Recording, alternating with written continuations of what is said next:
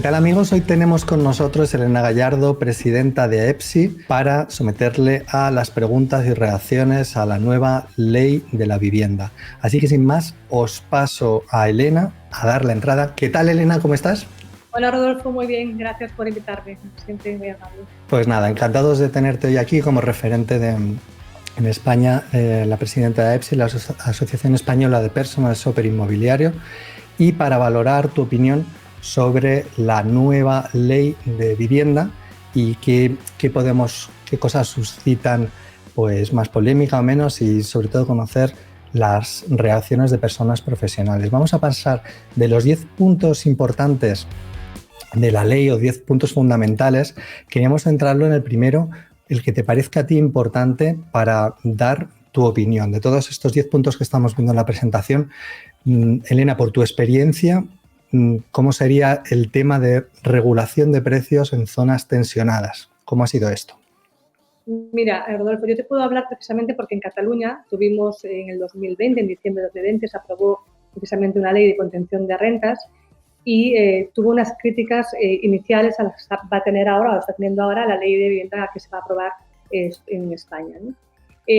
Lo que se planteaba, las críticas que había básicamente eran el miedo a que hubiera una reducción de la oferta de las viviendas disponibles, ¿no? Y que se firmaran menos contratos y que al final hubiera un efecto perjudicial, que era que no se bajaban los precios y que hubiera un incremento. Y así fue, ¿no? Después de casi 2 años, de hecho hay algún estudio publicado en el que se establece y que se concluye que el precio de la vivienda no bajó, de los alquileres solamente bajó muy poquito, casi un 5% en las viviendas de rentas más altas, y en cambio se incrementó precisamente el precio de alquiler en las viviendas de clase media y baja, ¿no? Entonces tuvo el efecto contrario al que se esperaba. Esto básicamente viene porque el no dar incentivos a los propietarios, el limitar la actualización de rentas o las rentas, lo que hizo fue que mucho propietario pues desviara las viviendas, en vez de ponerlas en alquiler de vivienda habitual, destinarlas a vivienda vacacional, a temporal, o bien retirarlas del mercado o ponerlas a la venta, ¿no? Entonces esto hizo, ya digo, se habla de un 10% de la bajada de firma de contratos en ese periodo, ¿no? En el periodo en que estuvo vigente la ley. Esperemos que esto no pase con la ley de vivienda estatal, pero casi todas las opiniones de profesionales van por aquí, ¿no? Que al final acabará con una reducción importante de la oferta disponible y esto pues conllevará un incremento de los precios. ¿Esto hay datos reales? ¿Hay un estudio que avala que refrenda esta bajada Mira, de las viviendas en oferta en Barcelona? Hace poco se publicó, creo que fue en febrero, si no recuerdo mal, un estudio de SADE en el que hacían una comparativa y un estudio, un análisis de aquellas ciudades europeas y fuera de Europa donde se aplicaron este tipo de medidas limitadoras de las rentas, y explicaba pues estos efectos contrarios a los deseados, y se publicó, yo creo que en febrero del 25, perdón, de este año se publicó este estudio que estaba muy bien analizado todos estos datos. Pues vamos a ir a las partes prácticas. Elena, ¿tú crees que el resultado de esta ley es que va a haber más vivienda en oferta para solucionar el alquiler? Bueno, yo soy en ese sentido un poco pesimista y creo que se va a reducir como mínimo un 10%. Una por el efecto rebote que tuvimos aquí y otra porque cuando hablas con propietarios, ¿no? Y estás en el mercado en el día a día, nosotros además como personal shoppers tenemos mucha cliente que es inversor, pequeño inversor, que busca una vivienda o dos para tener en alquiler, pues este cliente ha decidido pararse, no comprar, con lo cual no pondrá esas viviendas en el parque disponible.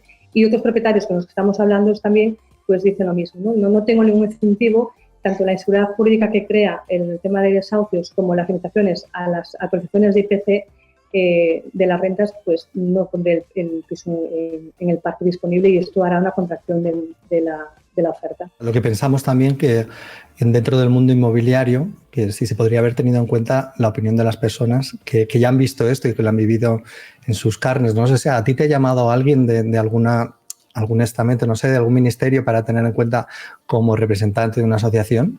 No, este es precisamente uno de los grandes problemas o críticas que hay, que los lobbies del sector inmobiliario, la gente que es experta en el sector, no se le tuvo en cuenta a la hora de redactar la ley, ¿no?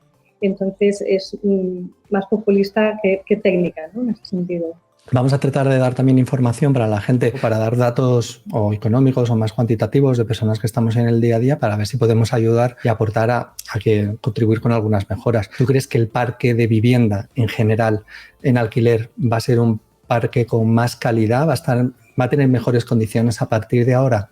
A ver, verdad que no quiero ser yo la que ponga palos a la rueda, ¿no? ni ser tampoco el Grinch de la vivienda, pero sí que es muy difícil que si no hay unos buenos incentivos fiscales, si no hay unas buenas bonificaciones para los propietarios, tengan ganas o ánimo para reformar unas viviendas, con lo cual el parque de viviendas yo creo que queda cada vez más deteriorado porque faltan esos incentivos fiscales para que pues, se hagan rehabilitaciones, ¿no? O que se actualicen las viviendas, porque también los propietarios también sufren en las subidas de IPC, ¿no? Y todo lo que incrementos materiales, costes de materiales, gastos de comunidad, sus seguros, también le suponen un incremento a ellos, con lo cual hay poco incentivo para que actualicen y modernicen el parque de viviendas, que realmente es muy mejorable.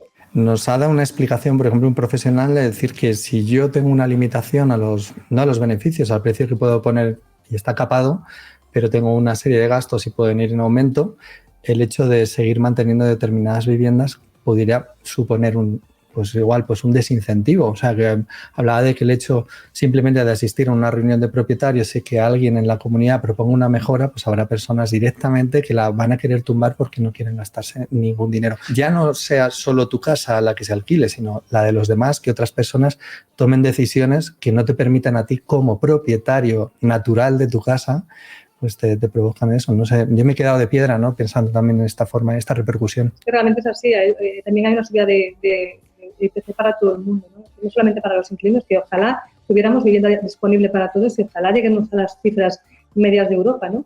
Que sería lo ideal. Pero yo creo que no a través de traspasar el problema social a los propietarios, sino que se trataría de buscar pues, acuerdos público-privados para fomentar que haya más construcción de vivienda social, para fomentar que haya más ayudas a la rehabilitación y eso haría que mejorara la oferta disponible sin duda. Vamos a ponernos en la piel de un inquilino. Elena, si tú fueras inquilina, ¿tú crees con lo que estás viendo y toda la oferta de viviendas, esas 50.000 viviendas que van a salir de las áreas, creerías que vas a acceder a mayor cantidad de viviendas en alquiler por esta propuesta de ley? Ojalá pudiera ser así, pero difícilmente yo como inquilina creo que vaya a tener más vivienda disponible. Sí que es verdad que se habla de una cesión, ¿no? De viviendas, de 50.000 viviendas, pero también se está escuchando como mucha parte de estas viviendas no están en las zonas que provocan mayor demanda. Es decir, al final están dispersas por zonas donde no van a solucionar el problema porque el problema está en las grandes ciudades, que es donde hay mucha demanda y poca oferta. Entonces, el que haya estas viviendas repartidas por zonas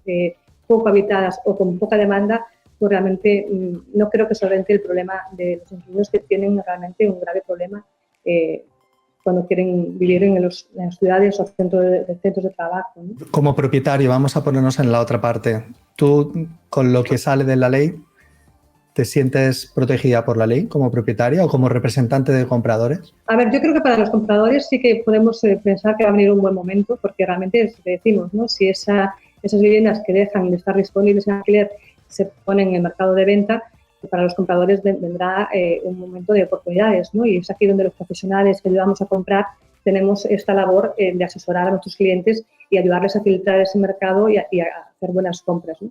Pero esto, por desgracia, ya digo, si estamos hablando de alquiler y compra, pues es una balanza que si aumentan las viviendas de compra es porque bajan las de alquiler, ¿no? Sí. Entonces, el problema sigue estando ahí, siempre que no haya, ya digo, medidas que vayan destinadas a la cesión de suelo público, a iniciativas que hagan beneficios fiscales a las constructoras que hagan vivienda social y que no pasa por reducir el parque que tenemos ahora mismo, ¿no? Tú como propietaria, ¿te sientes protegida? O sea, hasta ahora había una ley, a partir de ahora te sientes más protegida que con la ley anterior como propietaria de una vivienda.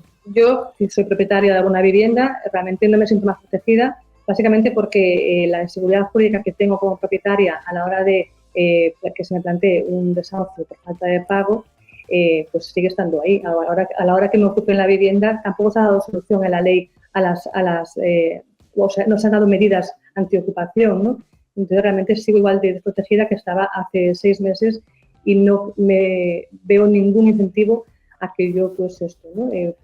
Me dedique a comprar más viviendas para ponerlas en alquiler, porque realmente después está el tema de los grandes tenedores, ¿no? El hecho de tener más de 5 viviendas ya te supone también algunas medidas más perjudiciales, entre comillas, por ejemplo, a la hora de que tengas un inquilino que no paga, a la hora de plantear un desahucio tienes que pasar por medios de arbitraje sí o sí. Entonces, bueno, yo no veo claramente medidas que fomenten en ningún momento que haya esta mayor oferta de viviendas. ¿Qué medidas, por proponer nosotros, qué medidas crees tú, Elena, que si nos pudieran haber pedido opinión, facilitarían el alquiler y que hubiera una mayor oferta de viviendas? Bueno, aquí coincidimos, casi todos los profesionales del sector coincidimos en que todo pasa por más suelo público, es decir, incluso entre competencias entre comunidades autónomas y ayuntamientos, a veces hay un choque de trenes, ¿no? en la cesión de suelo público para construir vivienda social. Después pasaría por recalificar más suelo como urbano, como urbanizable, es decir, que se concedan más licencias para construcción.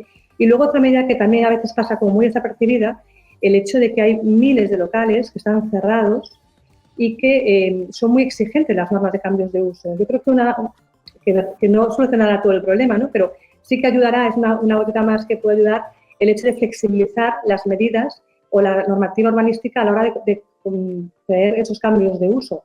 Y de esa forma también pues, muchos locales que no se les está dando salida porque sabemos que es todo lo que no está en zona prime está sufriendo mucho a nivel de local, ¿no? Entonces, darle salida a esos locales en forma de vivienda, pues creo que sería una de las pinceladas. Luego están ya políticas, ya os digo, ¿no? Acuerdos público-privados que ya requieren voluntad política y no me voy a entrar aquí en este tema ahora mismo. Que no es un tema sencillo, coincidimos todos, solo que también coincidimos en que se ha traspasado la carga de la prueba a los propietarios y para arreglar un problema público se ha convertido como en víctimas, ¿no? Culpables a los propietarios, parecía que sean ellos, los propietarios actuales, los que carguen con esto. Y ¿por qué no se promueve más vivienda pública? O sea, todos estos años los distintos gobiernos, no nos metemos en temas políticos, pero ¿por qué no promueven? No tiene que ser tan sencillo cuando no lo han hecho durante todo este tiempo nadie se decide a promover. Sí, realmente es una de las grandes cuestiones, ¿no? El por qué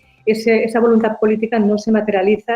Que realmente cuando hablamos de vivienda todo el mundo se llena la boca, pero al final a la hora de la práctica hay muchísimas además dificultades burocráticas, administrativas, problemas de financiación, con lo cual se requiere sí o sí verdadera voluntad política, no un tema electoralista, sino sentarse y también con expertos del sector, darle entrada a lobbies del sector inmobiliario que puedan aportar soluciones y su punto de vista. Estupendo, Elena. Vamos a ligar con la última pregunta. ¿Se van a producir más ventas en el mercado por esta nueva ley? Ya nos has comentado que puede que haya más oportunidades de compra. Sí, eso que comentábamos antes, ¿no? Es decir, esas viviendas que no van a estar disponibles para alquilar, pues acabarán o bien en vivienda temporal, en vivienda vacacional, o bien se irán a la venta, por lo que habrá más oportunidades para nuestros compradores y siempre que se filtre bien el mercado, pues podrán encontrar buenas oportunidades de propietarios que la seguridad jurídica pues deciden, pues eso, ¿no? Deciden vender su vivienda. Esto sería todo por hoy. Elena Gallardo, presidenta de EPSI, muchísimas gracias por participar en las relaciones a la nueva ley de la vivienda